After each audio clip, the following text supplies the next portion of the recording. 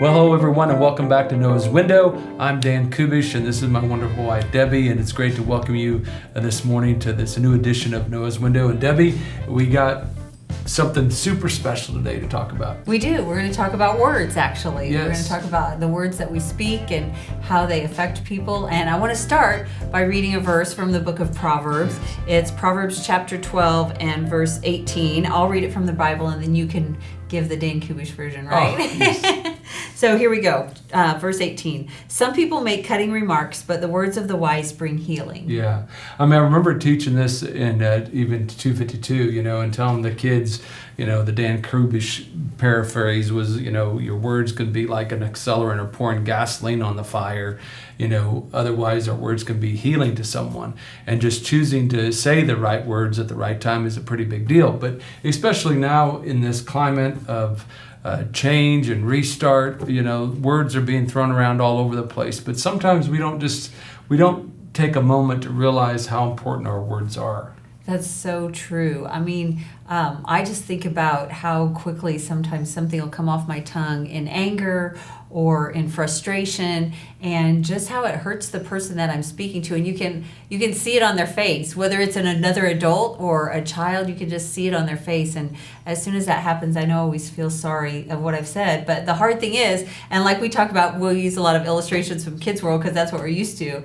It's like you've torn open a feather pillow and all the feathers are out, and there's no way to collect them back once you've said the words. Yes, and it's, even growing up, I mean, if you're listening to us and watching us right now, you probably can think of times where people have said hurtful words to you, and you'll still remember them. I mean, you can't forget them. You can forgive that person, but that memory is still a part of your life, and that's why we have to be so careful. But as powerful as negative words are, man, the right word said at the right time can be so powerful for people as well. I mean, I just, in the last many years of doing kids ministry here at New Spring, and especially, Mark being leaders of pastors all over the country and around the globe, we always get contacted by leaders of other ministries, and they want to talk through things. And, dozens and dozens of leaders have been through our ministry here at New Spring, and, they have my phone number, and hey, you can text me anytime, call me anytime, we'll try to help you out best way we know how. But I just remember we were actually on a trip with my family, and it was a very busy season, and this little short trip we were going to take with all our family was pretty important. And, I remember telling Debbie even before we left, man, we can't bring work with us. We just got to go and relax and just kind of check out for a while. But I remember sitting on this deck and overlooking beautiful scenery, and God just prompted me to text just a note of encouragement to a leader that I had dealt with, in the years past. And I hadn't spoken with him for probably 6-7 months. And I just grabbed my phone and I said, hey, brother, I'm thinking about you. How's your ministry going? Man, praying for you. If there's anything that you need, please call me. And I sent that. And I thought, I don't know why God had me send that, but I just sent it. And it was probably within the hour, this man called me, and I'm thinking, I'm on vacation. Now what do I do? And I picked up the phone like I always do, and I end up talking to this person for close to an hour and a half. But those words that I sent him were the tipping point for his ministry. He was ready to just give everything up and walk away because he was so down, so disappointed. But yet 180 syllable text message changed his position in life because someone believed in him and sent a word to him that he was still valuable and he still had a ministry to do. Yeah.